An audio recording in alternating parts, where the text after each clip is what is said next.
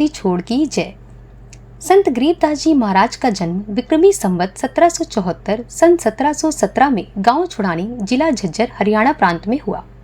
बालक गरीबदास को सब लोग प्यार से गरीबू कहकर बुलाते थे। गांव छुड़ानी में गरीबदास जी महाराज का नानका था। गरीबदास जी महाराज के पिता श्री बलराम धनखड़ जी मूल रूप से गांव करोथा, जिला रोहतक, हरियाणा के रहने वाले थे।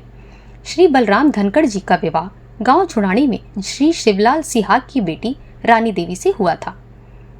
श्री शिवलाल सिहाग का कोई पुत्र नहीं था, इसलिए श्री बलराम धनखड़ जी को घर जमाई रख लिया था। बलराम धनखड़ जी लगभग 150 गाय रखते थे।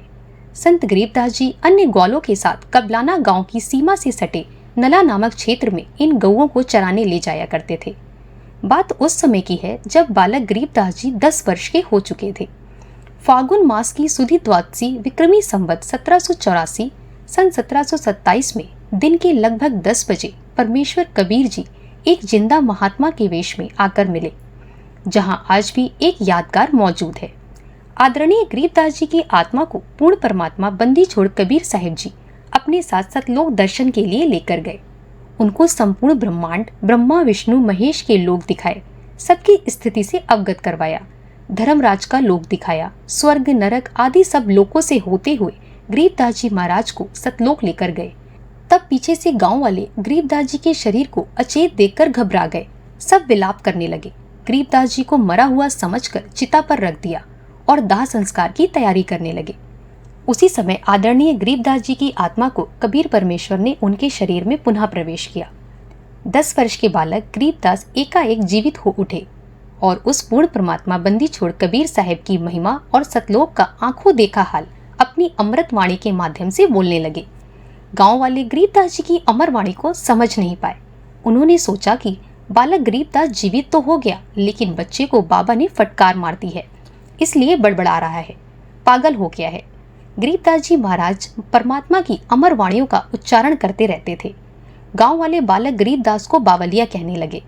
3 वर्ष पश्चात एक दादूपंथी संत गोपाल दास जी भ्रमण करते हुए गांव छुड़ानी में आए।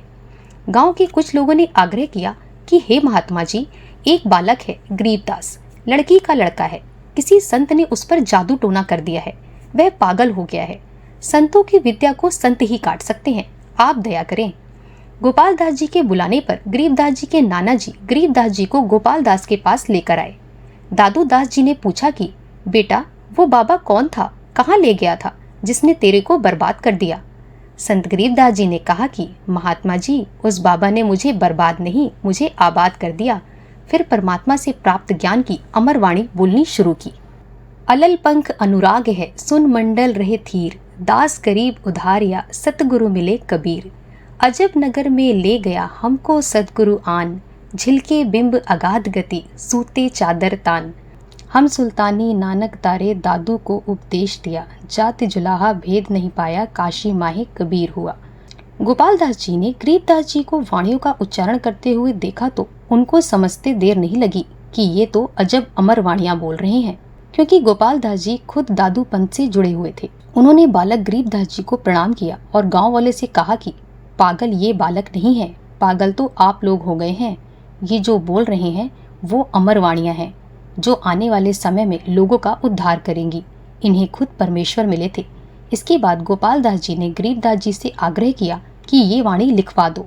3 दिन तक गोपाल दास जी के बार बार आग्रह करने के बाद गरीबदास जी ने कहा कि महात्मा जी, अगर पूरी लिखें तो लिखवाऊं। तो गोपाल दास जी ने कहा, महाराज जी, मैं घर गृहस्थी से बिल्कुल फ्री होकर केवल भगवान पाने के लिए घर से निकला हूँ। ऐसा पवित्र कार्य करने की सेवा अगर इस दास को मिल जाए तो बहुत कृपा होगी। संत गरीबदास जी महाराज मान गए और अपने बेरी के बाग में जांडी के पेड़ के नीचे बैठकर पूरा ग्रंथ अपने मुख कमल से बोल बोल कर लिखवाया, जिसे पूरा लिखे जाने में 6 महीने लगे। इस प्रकार अमर ग्रंथ साहिब की रचना हुई।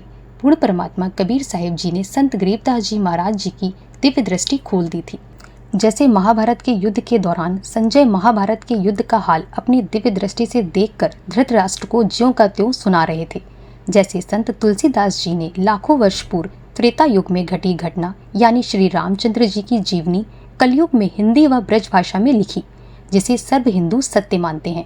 ठीक इसी प्रकार संत गरीबदास जी महाराज ने जो वाणी बोली यह भी इतनी ही सत्य मान्य है। उन्होंने भूत, भविष्य व वर्तमान का सर्वहाल अपनी वाणियों के माध्यम से अमर ग्रंथ में दादूपंथी संत गोपाल दास के द्वारा लिपिबद्ध करवाया, जिसका पाठ संत रामपाल जी महाराज जी के सानिध्य में सभी सतलोक आश्रमों में किया जा रहा है। अमर ग्रंथ साहिब में लगभग 24,000 वाणियां हैं, जिनमें विभिन्न भाषाओं जैसे गुजराती, अरबी आदि के शब्द हैं, जो उस समय अफगानिस्तान और हिमालय की घाटियों में विभिन्न क्षेत्रों में बोली जाती थी। इस शास्त्र को गरीबदासी ग्रंथ भी कहा जाता है, जिसमें भक्ति और साधना का सर्वश्रेष्ठ ज्ञान है। सदगुरु की अनुपस्थिति में इस अमर ग्रंथ साहिब के पाठ से कोई आध्यात्मिक लाभ नहीं होगा। अतः आप सभी महान संत रामपाल जी महाराज जी की शरण लें, जो पवित्र शास्त्रों में छुपे हुए गूढ़ रहस्यों तथा आध्यात्मिक तथ्यों के आधार पर सतभक्ति प्रदान कर रहे हैं। अमर ग्रंथ साहिब जी की अनमोल वाणियां स्वसिद्ध हैं। एक परम संत के द्वारा इन वाणियों को सुनने का विशेष लाभ बताया है। इसलिए आज भक्त समाज संत रामपाल जी महाराज के मुखारविंद से इन अमर वाणियों का श्रवण करके अपने जीवन को धन्य बना रहे हैं। धन्यवाद।